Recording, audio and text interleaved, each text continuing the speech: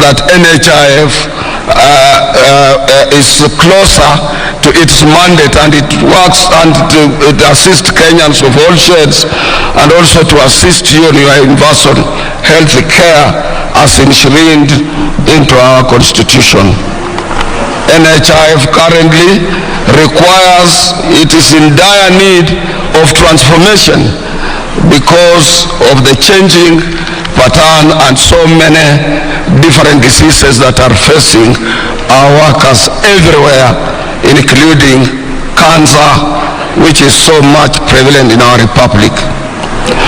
On an area of climate change, Your Excellency, I want to thank you. You took it upon yourself. You went to Sharm el-Sheikh in Egypt to be part of the global community in advocating and finding ways as per how, as a nation, we can be able to mitigate the climate change which is caused by global warming.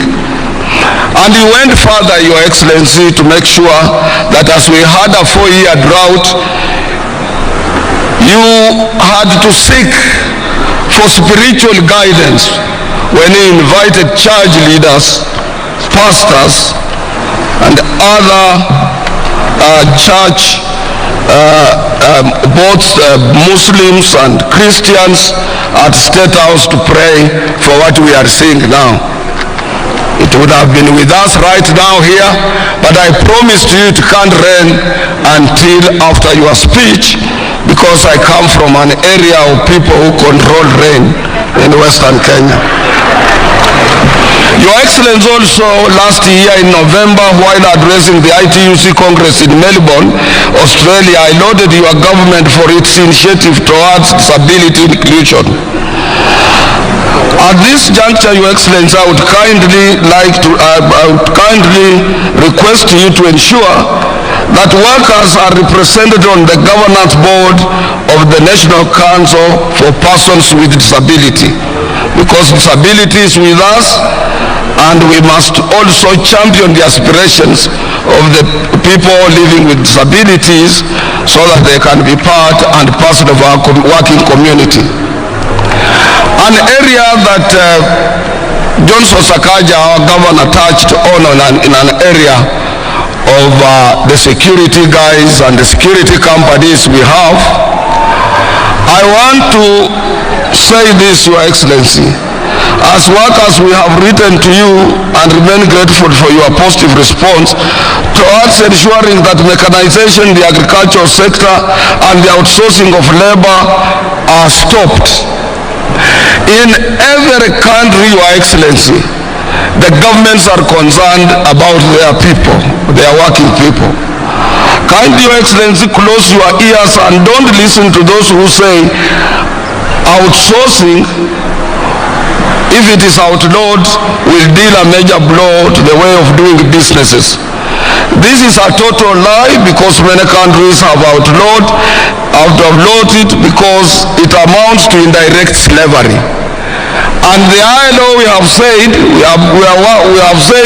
that if you outsource, those people outsourced working on your premises remains your responsibility, and you must accept them to have a free and independent negotiations of their CBA.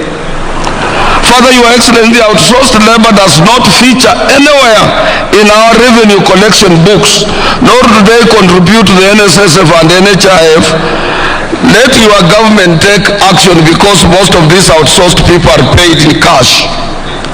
A good example, Your Excellency, is the private security sector, of which Governor Sakaja has just mentioned, where more than 1.2 million Kenyans are employed, yet most of them are paid in cash. There is another animal which has lived with us, Your Excellency, and this one you must also close your eyes and deal with it. This animal called SRC. SRC, when it was put in place, it was meant to advise particularly the public sector area of employment, state officers and those other people.